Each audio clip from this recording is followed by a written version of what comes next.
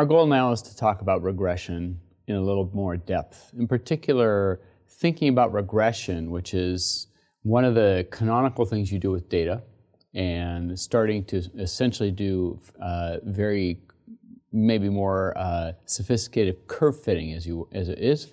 How do you do this, and what are the implications? And in particular, we want to talk about both the models that you might try to fit to data, as well as what we call regularizations that are important to apply. Regularizations are constraints or things that you impose on the system to really give you a solution type that you want. So this is all coming from the book. This is from section 4.3 out of the book, databook.uw.com. You can find more videos there and lots of lecture notes and lots of resources, including all the code base for this, both in MATLAB and Python. All right, let's get to it and talk about the setup. So oftentimes regression problems come down to this, AX equal to B. So this is your canonical linear algebra problem that you need to solve. And what's interesting about AX equal to B, it is much more sophisticated than you normally would think. Oftentimes when we think about AX equal to B, it's from a linear algebra class where it's n by n systems of equations. But in data science, we're really not looking at n by n's. We're going to start looking at systems that are massively overdetermined or massively underdetermined. And so it's going to really frame how we think about the optimization of this problem, and it's going to frame how we think about regression more broadly. And basically regression is curve fitting in a broader sense. What we're after in all of this is developing models to fit our data. And when we develop these models to fit our data, we're going to take those models and regress them down to give us the best fit to the data. And there are a lot of things to be thinking about when you do this, about getting a good model and a good fit.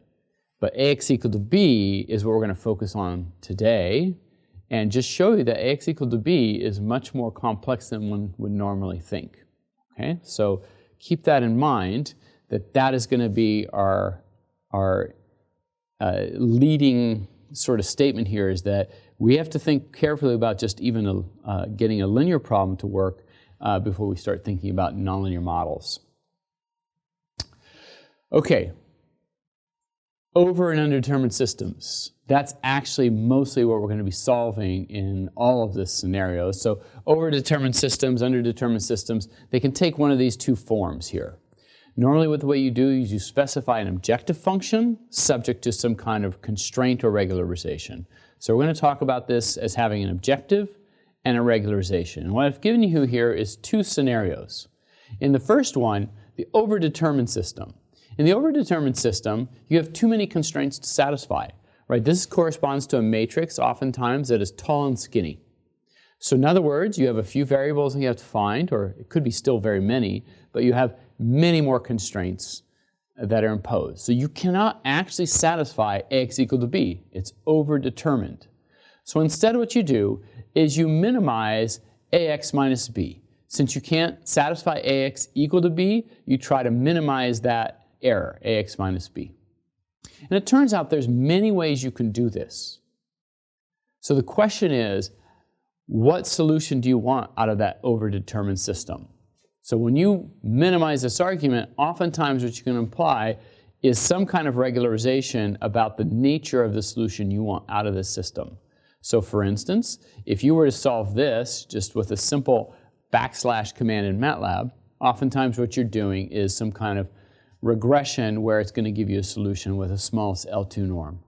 It could be that's exactly what you want. However, as we'll show here in the demo we're going to do, it also could be that you want some other kind of norm that's going to give you some information about this kind of more of a solution that you would like to see in your system. So it's very problem dependent. But for now, this is sort of the generic setup. You need this regularization to impose what you want coming out of solving this overdetermined system. The second line here, this is for underdetermined systems. So in underdetermined systems, you actually have very few constraints and lots of unknowns. So in general, you could satisfy Ax equal to b perfectly. You have an infinite number of solutions. But out of those infinite number of solutions, how do you choose a solution? How do you choose one that you want? So by the way, this is to contrast this to the overdetermined system, which there technically are 0 solutions. But we still get a solution by just trying to minimize that error. In the underdetermined case, there are an infinite number of solutions. So what we typically say is, how about we make some objective about the value of x itself? Maybe what we'd like to do is, out of that infinity of solutions, I want the x that has the smallest L2 norm or the smallest L1 norm. And it turns out it makes a big difference what you select here as your objective function. And now Ax minus b is the regularization. In other words, give me some vector with the smallest L2 norm subject to the fact that Ax minus b is either 0 or less than some epsilon error. Okay? So both of these are framing a new way to think about Ax equal to b for over-underdetermined systems. They're optimizations that require you to have an objective function plus a regularization. Now I'm going to say this up front now. Most of the very interesting things that go on in optimization have to do with the regularization that you pick. This matters a great deal for the type of solution you get out. The objective function is fairly easy, right? You know, I take the data, I have a model, make the model fit the data well. So the objective function is very clear, very easy to specify, but the regularization, in my view, is where all the magic happens. So if you look at a lot of neural networks and how successful they are and some of the innovations that have made modern day neural networks or even regression or data science work, a lot of it's tied up right in that regularization term.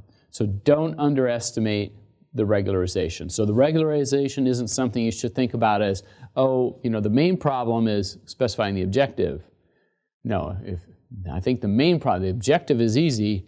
The regularization is where all the interesting things are done, where you get all the interesting solution types that you want. Now this is just Ax equal to b over and underdetermined. More broadly, you want to think about nonlinear systems of equations. So this over and undetermined solution architecture carries over to something like f of x. So this representation, f of a, x, and b, is a nonlinear system of equations where you're trying to solve for x given some a and b. And so it's going to take on the same form here, but now for an overdetermined system, once again, what you're looking at is specify an objective function that you're trying to minimize.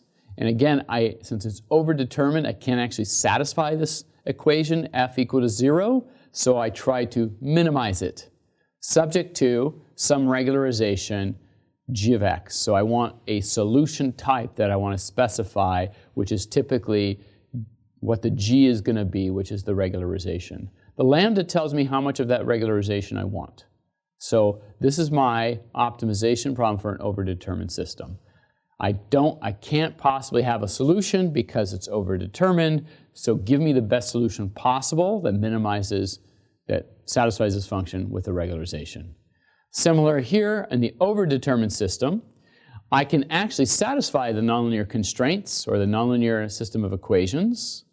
But what I do now is just say, let's just let it be less than some small epsilon, and give me back the objective function now is to minimize some x. So I tell you up front, I want, for instance, a solution with the smallest L2 norm, smallest L1 norm, some mix of L2 and L1. And in fact, a lot of the canonical regression architectures are basically specifying things around norms. So you have this typical least square fitting, which is minimizing an L2 norm. You have what's called the lasso, which is minimizing the L1 norm. And then you have elastic net, which is something like a mix of an L1 and L2 norm. So again, it's about an objective function, and it's about a regularization. So those two partner together to take your model and give you the best solution possible. And by specifying the regularization in particular, you can get something that maybe is a little bit more interpretable for the problem you're looking at. So this is a very high-level, broad view of this, but it's really important to understand that this is essentially the basic architectures of everything we're going to do in this regression and model fitting framework. You give me a model, you want to fit it to your system, you're either going to be in the over or underdetermined system, so your regularization will matter a great deal to your ability to interpret the results or to get meaningful results out of your system. So let's talk about some of the problems with regression. So when you build a model, there's a lot of issues that can happen. Two of the biggest issues are what's called overfitting, and the other one's called underfitting. In a lot of data science these days, overfitting is sort of the canonical problem. You have a model with lots and lots of parameters, and so you have the freedom to fit all the data. So this is very much being in the case of being overdetermined, or sorry, underdetermined, which is I can basically, whatever data you have, I have more parameters than your data, so I can fit anything you want. Now the problem with that is given right here. This is sort of the canonical issue with overfitting. So typically what you're going to do, you're going to think about an error, and you're going to think about a model complexity. So it can make a more and more complex model with the idea of fitting the data better. So this is the curve you might get here. So normally, if you have very few parameters in your model, you probably would get not a very good fit to the data.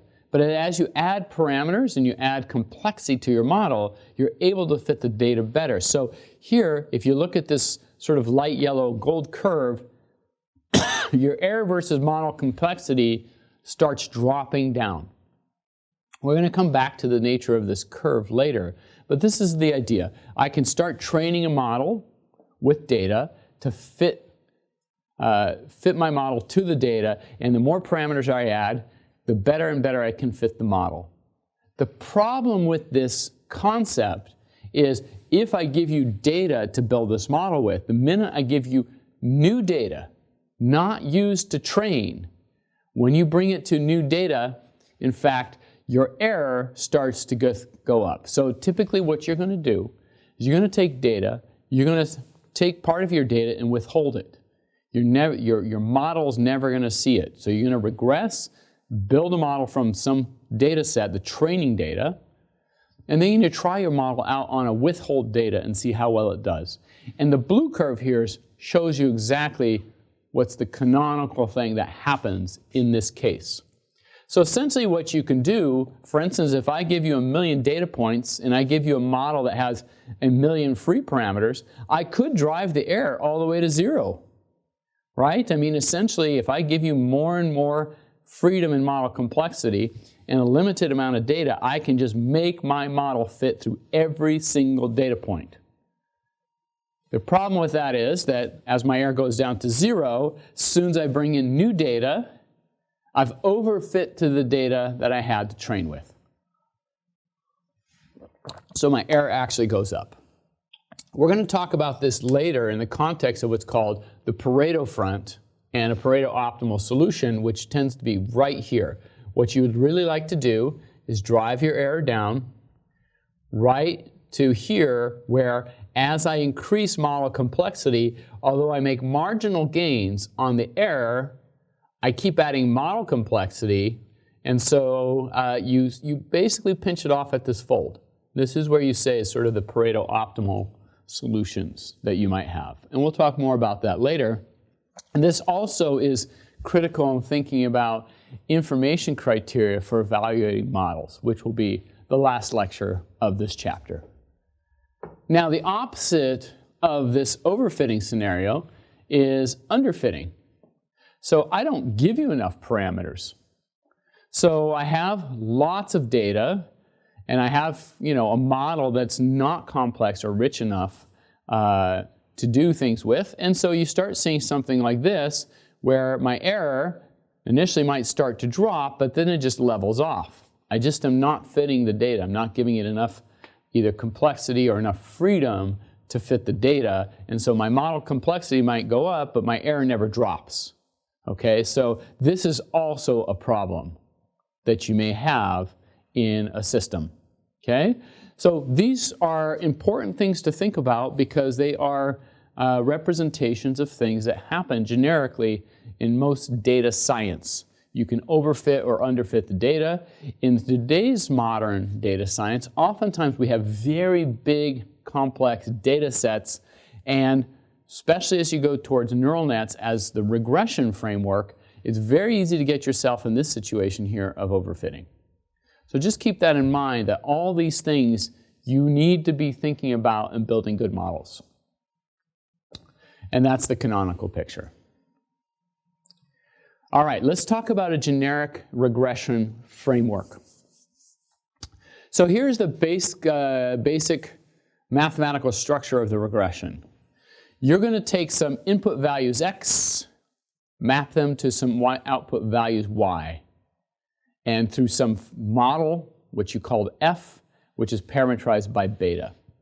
So you're going to make a model, and that's the f. And your input data can be different things. So for instance, the input data could be gene expressions, and y is an outcome of a disease. I got the disease or I didn't. Right? So these can be very different things. So x and y don't have to be the same kind of variable. They can be very different things. But you are trying to associate what is the relationship between x to y. And typically you're going to make a model f. And in fact, one of the things we're going to do, not only here in terms of thinking about model selection, but in Chapter 5 of the book, we talk a lot about clustering and classification. Chapter 6, we talk about neural networks. There, we develop a lot of the type of models you would put here towards characterizing the behavior of the data.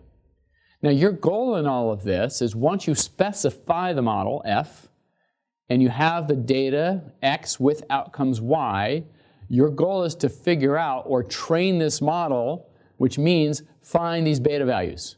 What are the best beta values that fit the data? Okay, given that model. So that is the idea of regression. And in fact, where we started this chapter was simple curve fitting, right? Take a set of points, draw a line through it. So curve fitting is the simplest version of this, which is to say y is equal to some alpha x plus beta, where all I have to do is determine alpha and beta, right? So, and there's, in fact, prescribed formulas for doing that. And in the first lecture of this book, 6.1 chapter, section 4.1 of this, we actually work those out explicitly. So this is now changing the model to a more abstract form. F can take on lots of different forms, but you're still in this case where you're going to optimize to find those beta values. So that's our goal. That's the generic regression framework. Map an input to an output with some training data, find those betas that are the best fit. Now what's interesting about this is it's already starting to foreshadow how we might think about how good a model is, which is you're going to train it on some test data, which is called, with its pairings of x and y, some inputs to an output. But then if I give you some new inputs, you're going to predict what the outputs are, and then you can compare it to the truth. And that's going to start evaluating how good the model is. How well does it do beyond the data that you trained with? It's always going to do better on the data you trained with, because that's what it was. That's how you optimize this. You optimize it to do the best it can on the data you trained with, but then how well does it hold outside of that? So I want to start off with something simple, because I think simple is, that's the best place to start, is to understand these very simple canonical models. And here's one of them. Ax equal to b, and this is a more general form of Ax equal to b, right? So it's a system of linear equations. So the model, here's your matrix A. It's overdetermined, and then we've got more rows than columns. So, right? So one way to think about this is a tall, skinny matrix. I have a bunch of x's to a bunch of outcomes b. So oftentimes, in terms of statistical language, x are called the loadings, b is the outcomes, a is the model terms. So this is a very simple model because it's just Ax equal to b. I'm building a linear map from my model terms, from my loadings to my outcomes, okay? So my goal here is to determine those loadings. So that's all I want to do here then, is solve Ax equal to b in this overdetermined case. Now, at this point, in a lot of software packages like MATLAB or Python, it's very easy to solve over and underdetermined systems, right? There's just, for instance, in MATLAB, you just backslash, it'll give you a solution. The question is, what is that solution it's giving you? Because in fact, what do you know from here, since it's overdetermined, technically speaking, there should be no solutions. But what you do instead is you can frame this as an optimization, where I say, how about I make x minus b as small as possible, subject to some regularization, and then we want to talk about those regularizations and what these things might look like. So here's the way to frame this. Let's go back to this original framing of the problem that we started with at the beginning of the lecture, which is we're going to consider an objective function and a regularization. So here's what we're going to try to do. Our solution is going to minimize ax minus b. Now remember, we can't satisfy ax minus b because we're overdetermined. Okay? So we're going to minimize what ax minus b is, and here this represents the 2 norm. So this is an L2 sense. Okay, we could change that norm if we wanted to, but let's just keep it with the standard 2 norm. So get me as good a fit as possible, subject to some regularization. And here, I'm just going to give you 2 possible terms. A lambda 1, x, which is in the 1 norm, lambda 2, which is x in the 2 norm. So the 2 norm is the standard least square fitting norm. The 1 norm is the sum of absolute values. And the 1 norm is known to promote sparsity. It is a proxy for sparsity. And in fact, we'll talk more about this in the book. The L1 norm plays this very interesting role in regularizing this overdetermined system of solutions. So what we're going to do is we're going to take this and start thinking about how we might solve this. So I'm going to give you a little simple example code, and we'll just walk it through, and I'll show you the results of what comes out from that code. All right, so here's the code. And one thing I want to highlight here is what we're using here is, again, MATLAB is going to be the code base for this, and we're using the CVX package. The CVX package is you can download this for free. It works with MATLAB. It's for convex optimization. And we're going to use this package to do this regularization problem I'm talking about for the overdetermined case. So let's talk about what we might do here. So here we go. There's the overdetermined case. Let's start with these set of lines of codes right up here.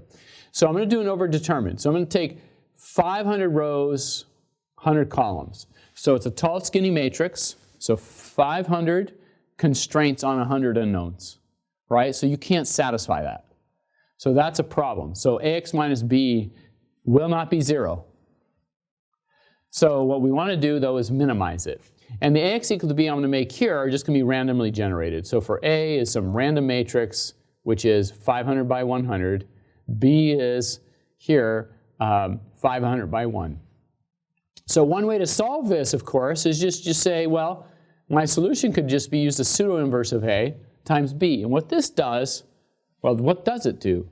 Well, in fact, it does a least square fit, which means it's going to regularize that according to the L2 norm. Okay? Now, what the L2 norm does is it gives you a solution where it's trying to make the norm of x as small as possible. So remember, the L2 norm squares each component and then sums them. So the goal is to make every term as small as possible, because if it's small, when you square it, it's even smaller. Like, you know, if the term is 10 to the minus 2 in size, when you square that, that's 10 to the minus 4 in size. So squaring it makes everything smaller, and so what ends up happening, the generic nature of least square fits is to say that every single component of x should be as small as possible, and everybody should be, and what it tends to do is make all of them non-zero, but small. Okay? But now what we're going to do is play with the L1 norm. The L1 norm is a sum of the absolute values, which promotes sparsity. So what here's the way this is set up, is to do a loop. We're going to go through 3 values of lambda. And what lambda is going to be is it's going to enforce the L1 norm penalty. Okay, so that's what this is going to do. From lambda is 0, which is no enforcement of an L1 norm, to lambda is 0.1 and 0.5. This is what we're going to do in this loop. And this loop we're going to go through 3 times, and here is what it does. CVX begin starts the call to the CVX package, and then you just simply tell it simple things to do. So for instance here, the variable is x, and it's of size m. Remember, I'm trying to determine 100 values of x.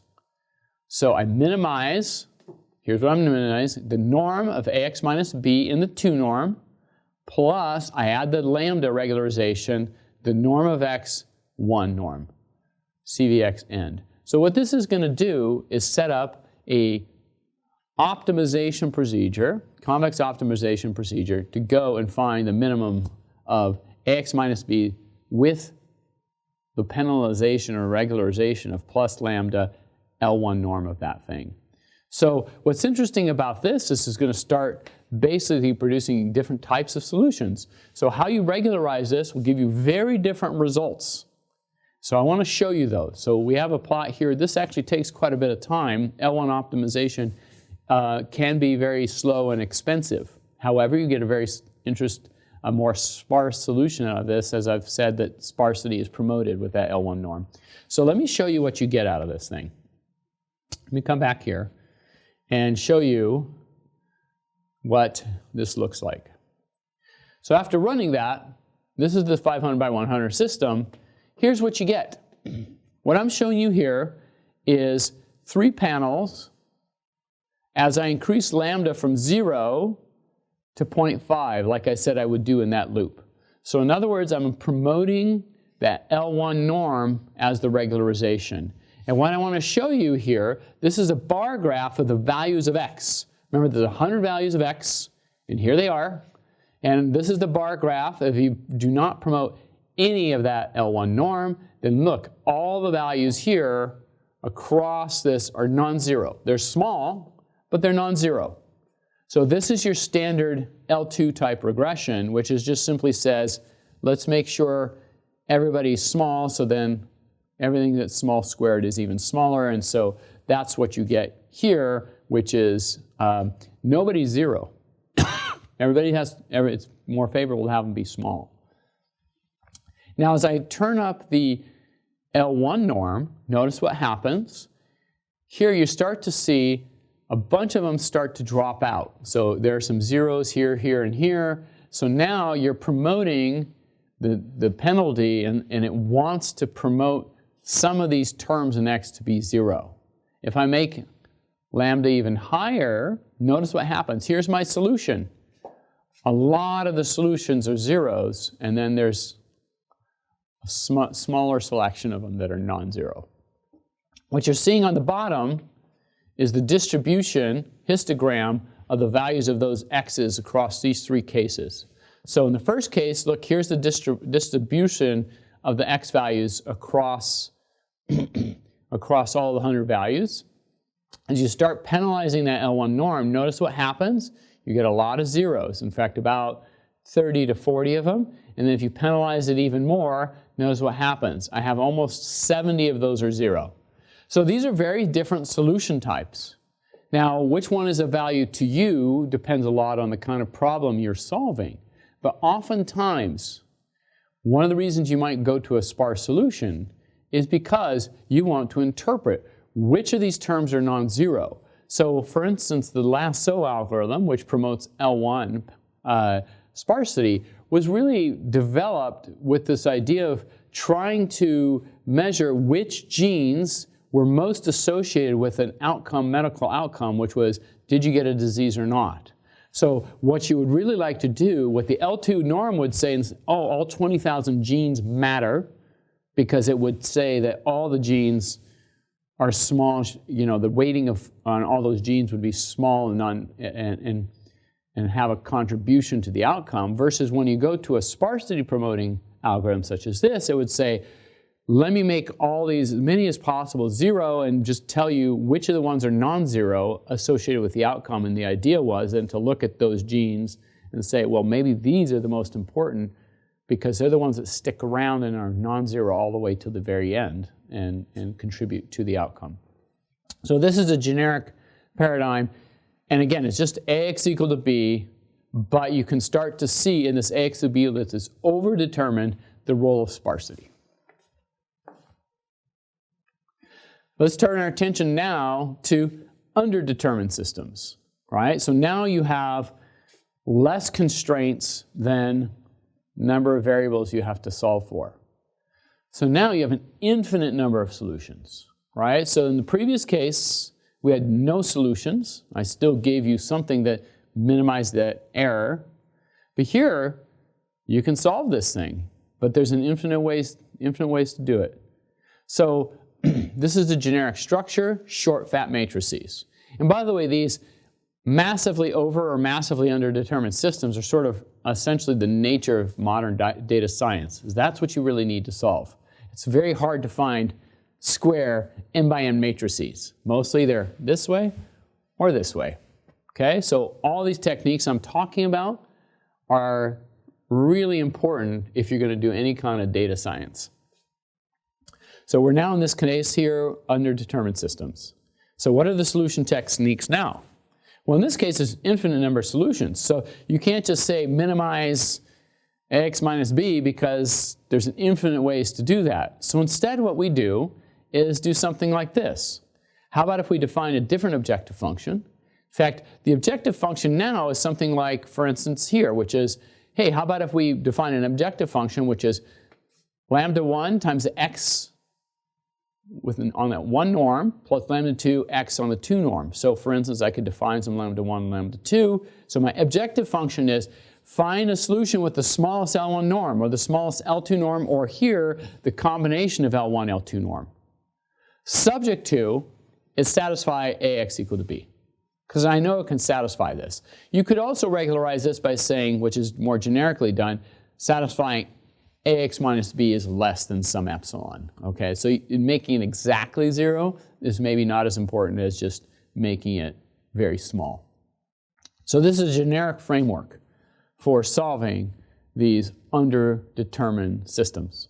Okay, so let's go about and solve this too.